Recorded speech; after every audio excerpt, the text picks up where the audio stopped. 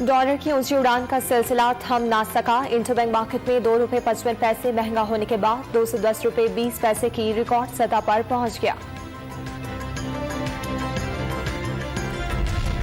Ramzan sugar mill reference में वजीर आजम शहबाज शरीफ की लाहौर की एहतसाब अदालत में पेशी।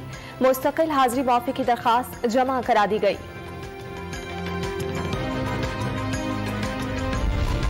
लाहौर हाईकोर्ट में सानहा मॉडल टाउन से मुतालिक केस की समाअत। अवामी तहरीक ने इंसदाद दहशतगर्दी अदालत का जज तब्दील करने की दरखास्त दायर कर दी।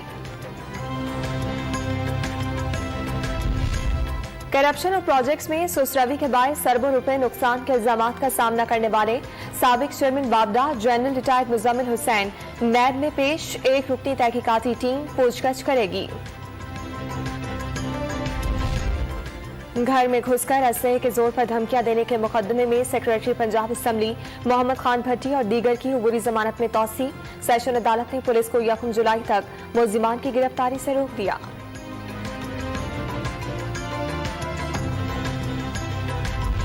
लॉन्ग मार्च में तोड़फोड़ का मुकदमा।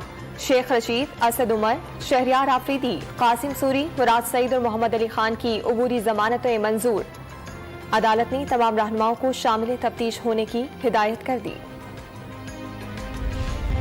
बलोचिस्तान का बजट आज के बजाय कल पेश किया जाएगा। वजीर आला अब्दुल कद्दूस वजिंजो की जानिब से बीएपी काउंसिल सेशन में मसरूफियात के बायस इजलास रीशेड्यूल करने की सिफारिश मंजूर।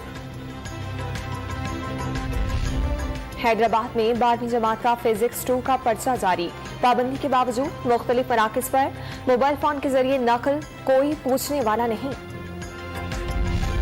बलोचिस्तान में बारिशों से सैलाबी रैले। सोहबतपुर में 17 मकामात पर बिजली के पोल गिर गए।